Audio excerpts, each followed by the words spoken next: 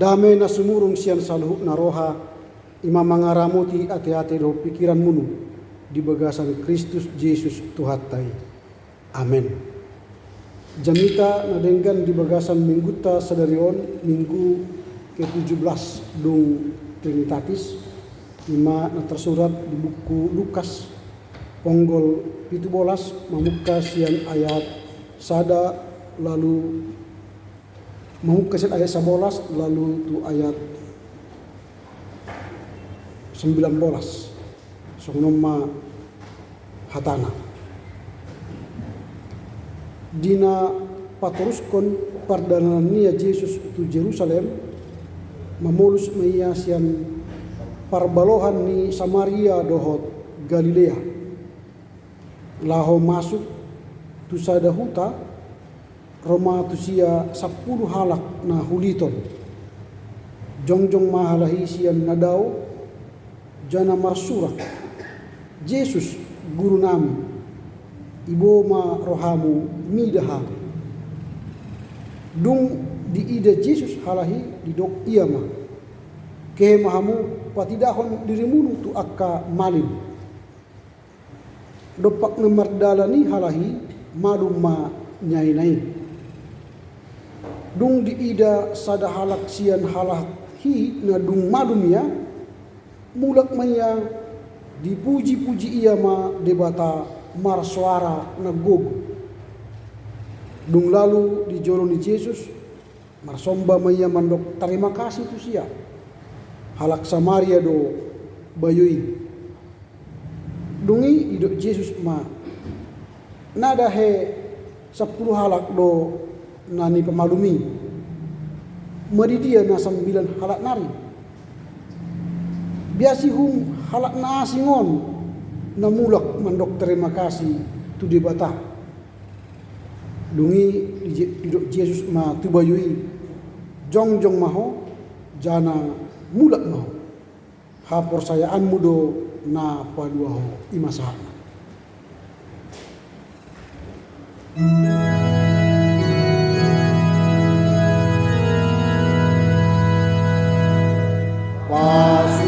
pasu majanita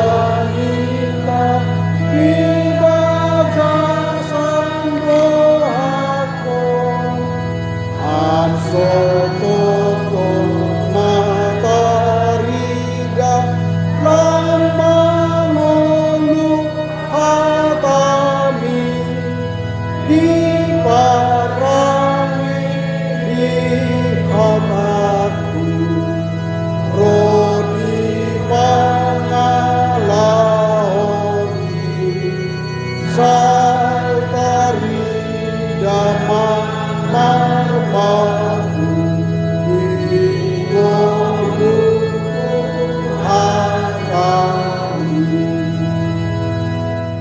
Horas madi tasuina terima kasih madi tu hatta ke di luas kita musero tu berkas jorona di KPA Binjon dung saminggu kita markarejo di tengah-tengah ni keluarga gereja dohot masyarakat jana bahat mungkin ada jagit pasu-pasu marhiti aka haluaan dohot aka pasu-pasu marhiti hasehaton binjam nyumur dohot tabigetik tinaki mace bahat aka namasa namaragam di tengah-tengah ni parlagu tatta terpuji ma Tuhan harani i rohita muse laho mangalap pasu-pasu sian bagas jorona marhite jamita na denggan hatana nagabe bohal ni parton jota aketa hapor saya ido hatani di batado muse na mangalehen gogo nem baru dihita mandalani ari ni uruta tu akka ari nagi oro di bagasan sedarion memasuk kita tu minggu na 17 kon dung Trinitatis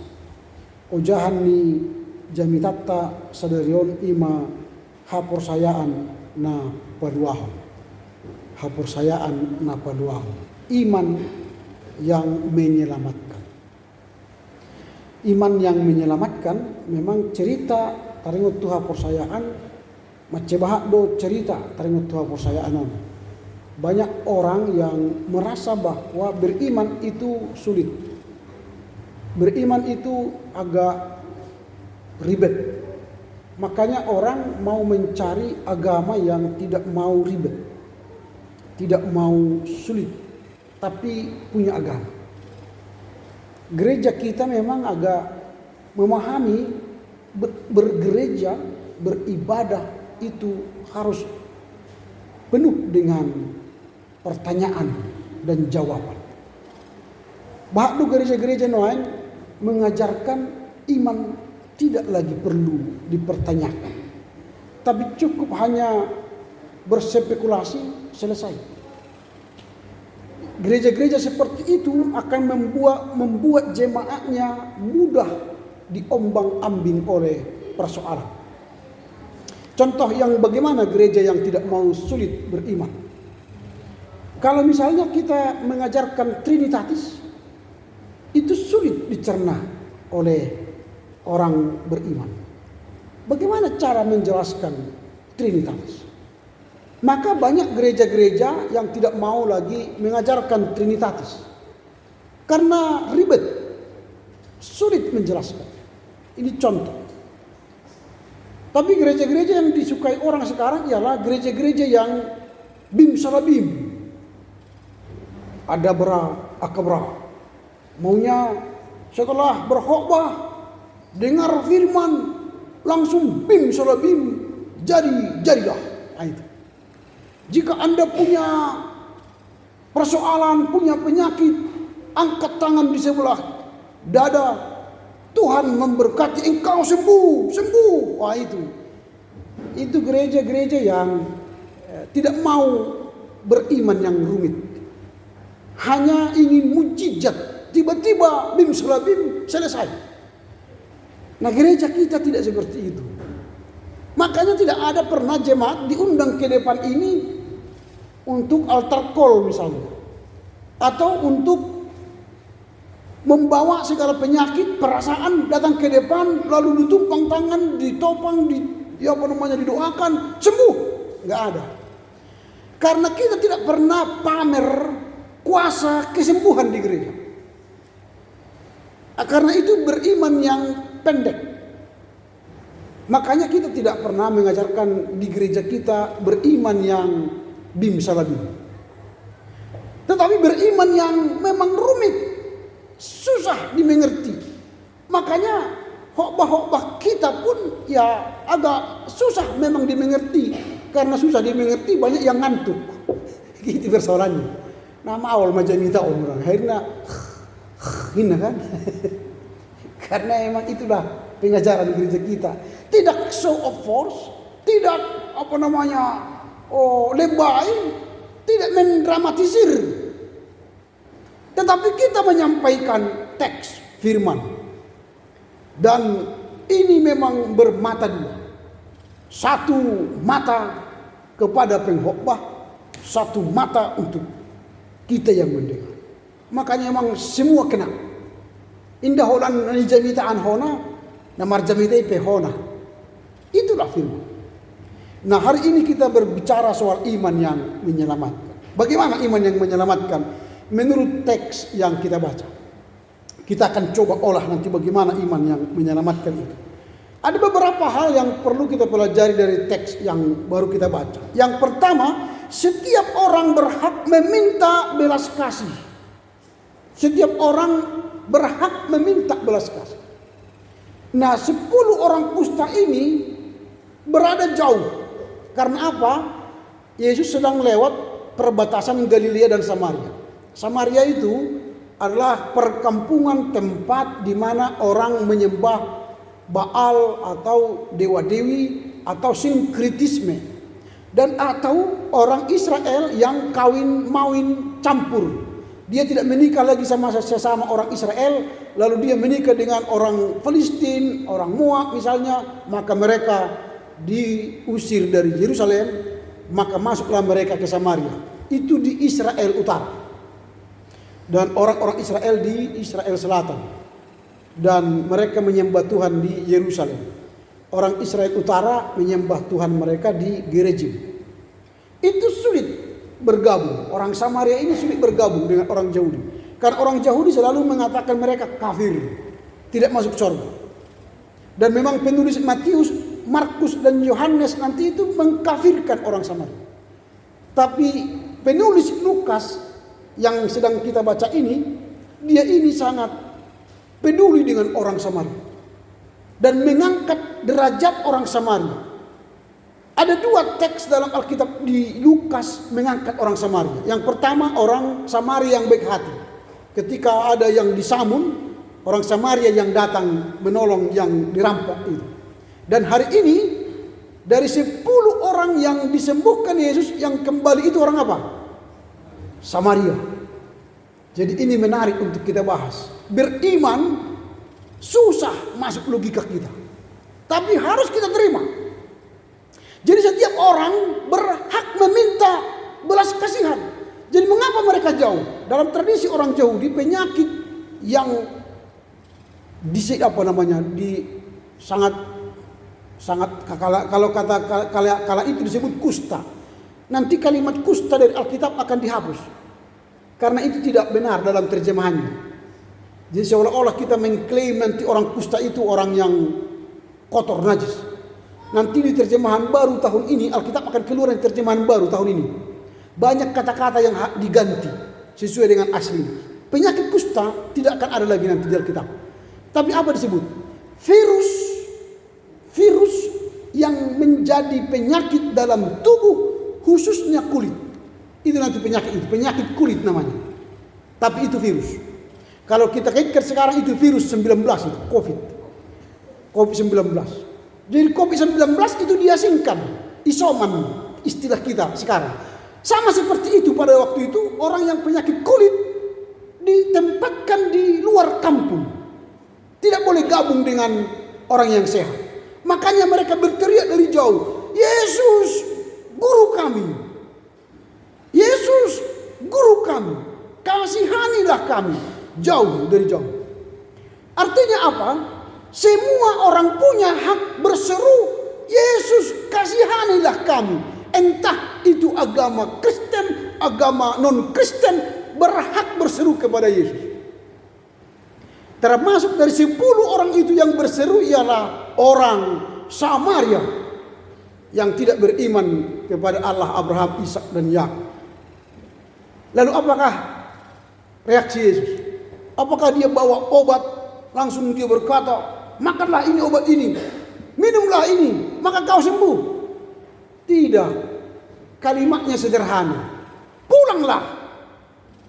Itu kan kalimatnya kan. Pulanglah dan beritahulah kepada siapa? Pemimpin agama. Heran mereka kan. Bagaimana mungkin mereka berseru, Yesus sembuhkanlah kami. Mereka sudah penyakit gatal kulit. Lalu tidak ada obat, tidak ada makanan, minuman yang diberi Yesus. Hanya disuruh pulang. Coba kita lihat apa kata Yesus waktu itu. Lalu Yesus berkata kepada mereka, pergilah, perlihatkanlah dirimu kepada imam-imam. Apa yang mau diperlihatkan? Dalam tradisi Yahudi, orang yang berpenyakit tidak boleh masuk gereja. Tidak boleh masuk sinagoge. Kalau mereka sudah sembuh, harus ada pentahiran. Pentahiran namanya. Mereka pergi dulu mandi 7 kali kayak Sinaaman itu kan, pergi ke sungai kan mandi kan. Baru setelah tahir, dinyatakan tahir, diverifikasi oleh orang imam, baru dinyatakan tahir, baru bisa masuk sinagoge, gereja. Tapi ini kata Yesus, perlihatkanlah kepada imam-imam. Padahal mereka belum sembuh. Bagaimana pergi ke bait suci? Itu masih najis. Mereka jorok, kotor, berpenyakit. Tapi Yesus berkata, perlihatkan. Lalu mereka yang bersepuluh pergi, hendak memperlihatkan diri mereka ke imam-imam. Lalu semua sembuh di tengah jalan.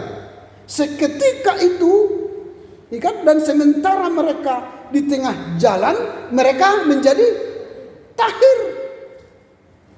Coba bayangkan, secara ilmu kemanusiaan bagaimana mungkin mereka bisa tahir, sembuh. Orang yang penyakitan, orang yang punya virus di kulitnya, berarti kan sudah jorok. Bahkan dikatakan itu biasanya sudah ada yang jarinya putus. Tapi sembuh.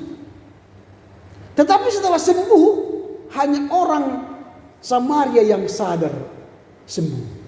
Nah, ini persoalan dalam beriman. Ketika punya masalah, dia berkata, "Oh Yesus, tolonglah saya. Kasihanilah keluargaku Tuhan. Kasihanilah anak-anakku Tuhan. Kasihanilah karirku Tuhan." Tuhan katakan, "Pergilah. Beritahulah sama imam-imam." Sembuh, berhasil, punya kedudukan jabatan. Adakah yang datang berlutut kepada Yesus? "Terima kasih Tuhan." Dari 10 yang sembuh hanya 1 yang pulang. Berarti 1%.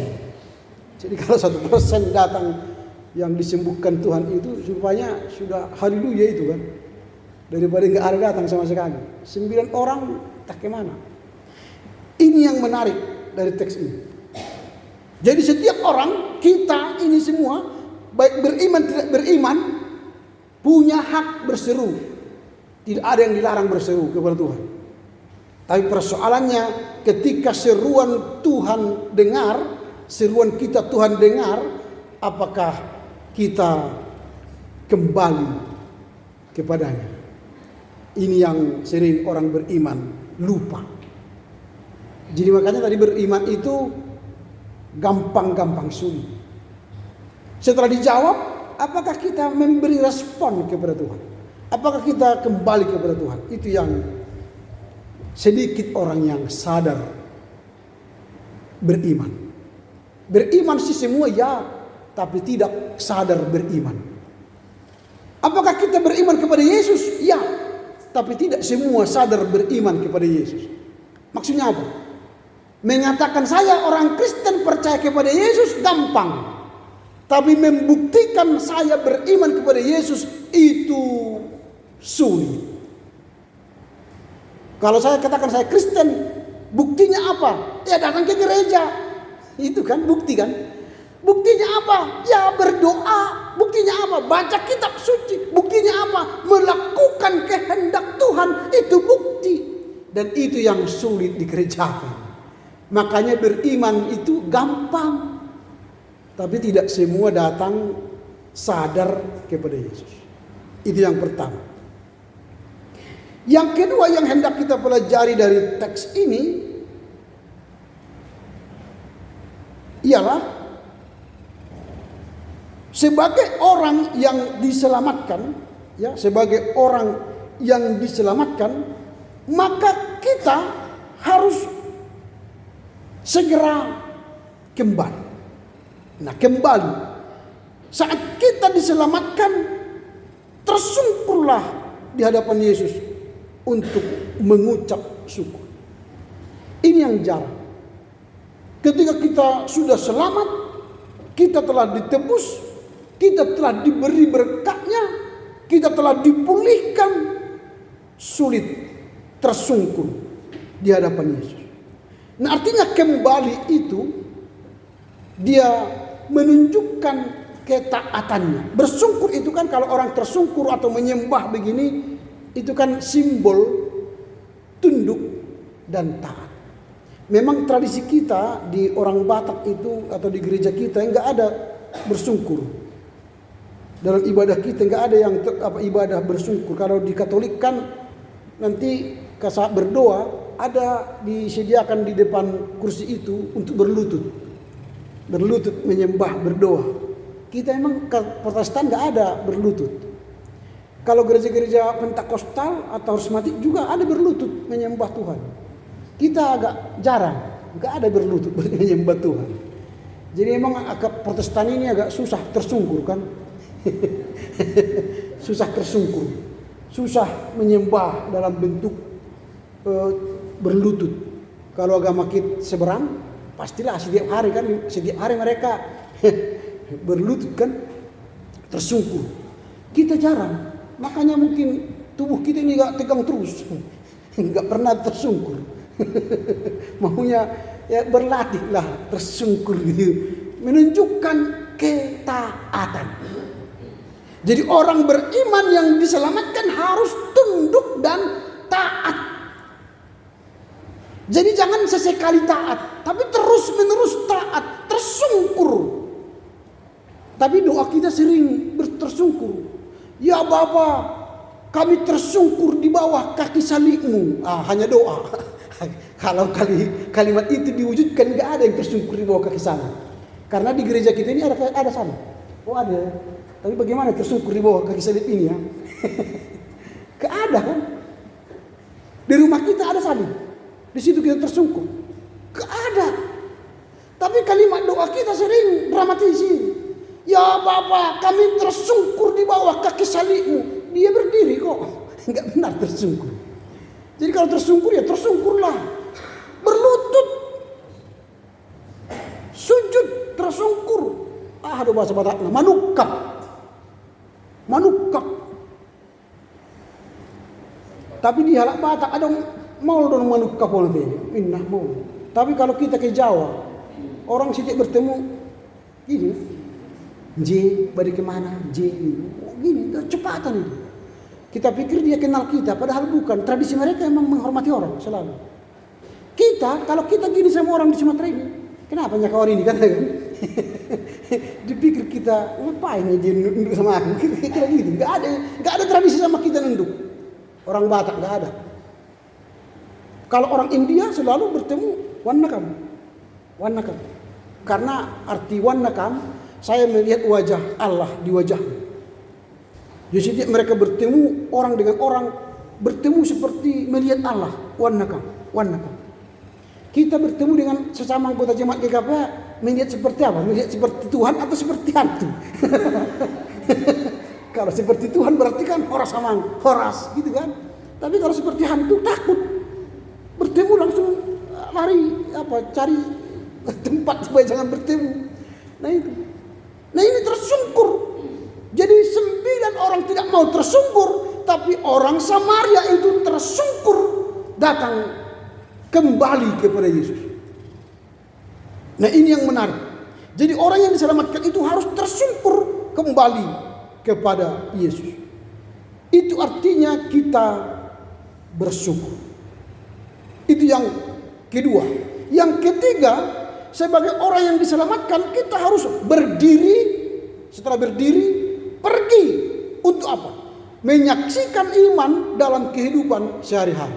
Nah ini yang agak saya katakan tadi, orang beriman ini sulit melakukan imannya. Nah kalau di gereja sih mudah sekali kita bersaksi. Bernyanyi luar biasa.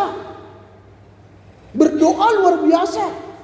Tapi setelah pulang dari gereja, tidak luar biasa. Jadi biasa-biasa. Di gereja ini lampu kita menyala seperti orang yang dekat Tuhan.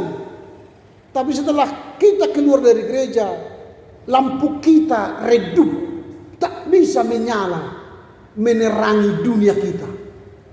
Jadi kita hanya menjadi saksi Kristus saat beribadah. Kalau saat beribadah, roh kita kayak menyala-nyala, terbakar semangat. Tapi pulang gereja loyo, layu, dan tidak menyala lagi imannya. Ini yang tidak bagus. Maka kata Yesus, pergi. Dia katakan pergi. Supaya apa? Iman yang ada pada kita itu kita saksikan di tengah keluarga, di tengah gereja, di tengah masyarakat, di tengah kantor, di tengah mana kita berada. Itu orang beriman. Jadi kalau kita sudah selamat, saya ini penghuni sorga yang sudah dijamin masuk sorga, maka sebagai orang yang penghuni sorga yang masih tinggal di bumi, maka sikap saya ialah orang sorga. Itu. Ini yang makanya tadi saya katakan beriman itu sulit. Tapi mudah diucapkan.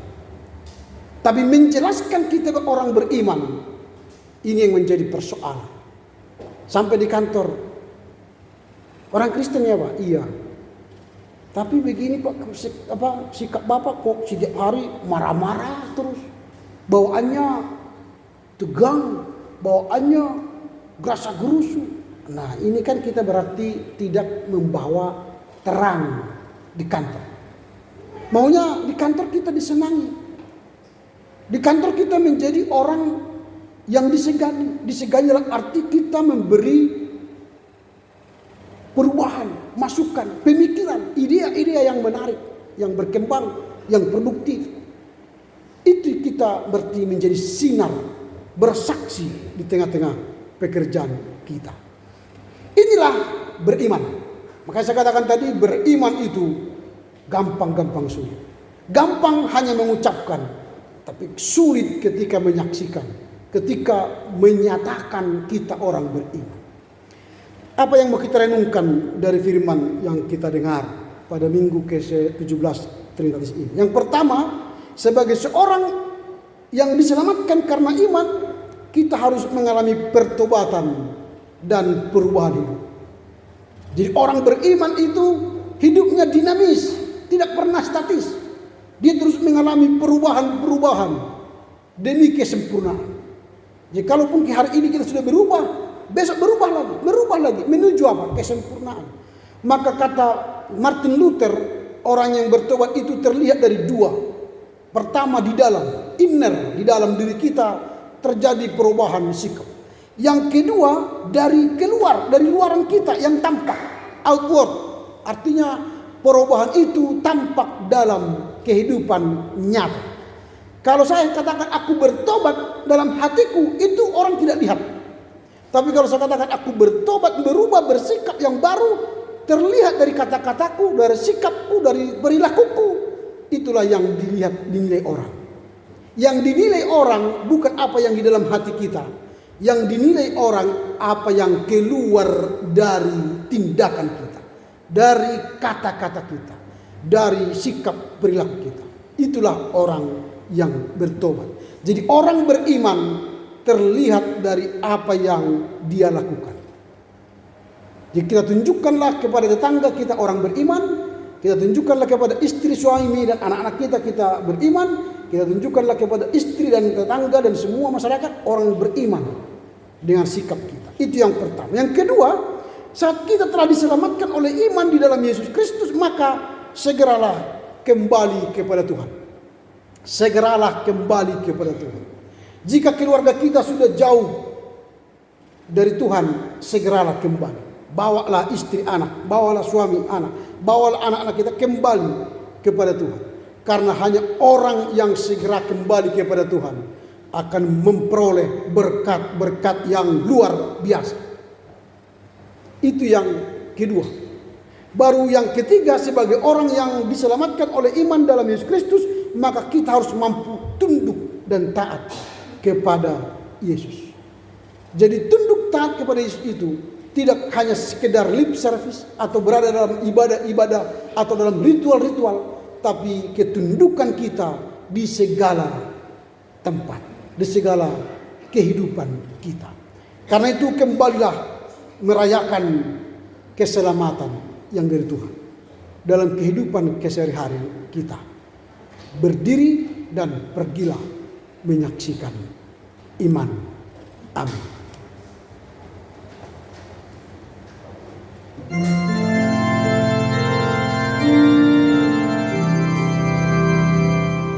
Amin, amin, amin.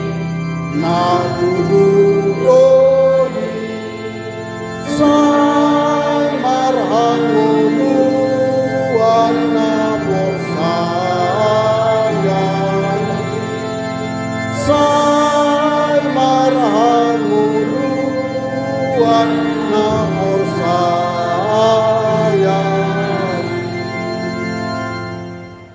Terima kasih ma ali Tuhan di hatamu naduk kami bigi mencari tohon haporsayaan na paluahon han. Atik pebahat at tangan rintangan laho menyaksihon haporsayaan nami.